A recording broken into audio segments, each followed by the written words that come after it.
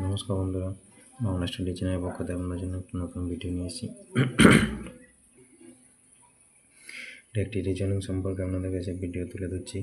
তো চলুন, এখানে আছে ভার্বের রিজনিং, ত্রিভুজাকৃতি স্ট্রাকচার দেওয়া আছে, বাইরে 3টা সংখ্যা আছে, বাইরের সংখ্যা আর ভিতরে একটা সংখ্যা দিয়েছে, 3টা আছে। এই 3টার মধ্যে 2টো করা আছে, মাঝেরটা সলভ করতে হবে। সেই 4টা অপশান আছে, অপশানের মধ্যে কোনটা হবে সেটাই জিজ্ঞাসা চিহ্ন করে বসবে। তো এখানে বাইরের 3টা সংখ্যা দিয়ে ভিতরেরটা হচ্ছে, তো কীভাবে হচ্ছে সেটা দেখি। প্রথমে কী করছি, বড় দুটোর গুণ করে ছোটোটা গুণ করে দেখি। 5 আর 4 গুণ করলে কত হচ্ছে? 5 আর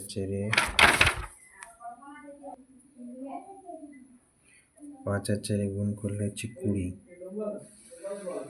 20-র সাথে 3 যোগ বা 3 বিয়োগ ভাগ করলে 19 হচ্ছে না, তাহলে কী হবে?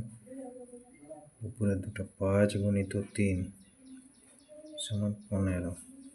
15-র সাথে যদি 4 যোগ করি তাহলে হচ্ছে 19। সেমিটাতে দেখি কি ঠিক কাজ লেগেছে নাকি। 6 গুণিত 4 24। 24-এর সাথে 5 যোগ করলে হচ্ছে 29। এই দুটোই গুণ, এটাই যোগ, এই দুটোই গুণ, এটাই যোগ, উপরে দুটোই গুণ, নিচেরটা যোগ, সেম। তাহলে এটা হবে 7 গুণিত 5 সমান কত হচ্ছে? 35। 35, তার সাথে 6 যোগ করলে কত হচ্ছে? 41। 35-এর সাথে 6 যোগ করলে হচ্ছে 41। 41 আমার অপশান সি। এই জিজ্ঞাসা চিহ্ন করে আমার এটা বসবে। বাইরের উপরের দুটোই গুণ আর নিচেরটাই যোগ, সেম। এটা তো উপরে দুটোই গুণ, নিচেরটাই যোগ, অপশান সি। খুব সহজ জিনিস, মাথায় ঢুকলে খুব সহজ, কিন্তু না ঢুকলে অনেক টাইম লেগে যাবে পরীক্ষা হলে।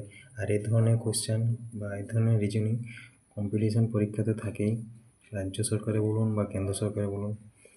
তো এরকম নিত্য নতুন ভিডিও পেতে গেলে চ্যানেলটি নতুন হয়ে থাকলে সাবস্ক্রাইব করুন, ফলো করুন, পাশে থাকা বেল আইকনটি ক্লিক করুন। আর চ্যানেলে ভালো লাগলে নতুন নতুন কমেন্ট করুন, যাতে উৎসাহ পাওয়া যায়। ঠিক আছে, তো চলুন বেশি কথা না বলে ভিডিওটি এখানে শেষ করছি।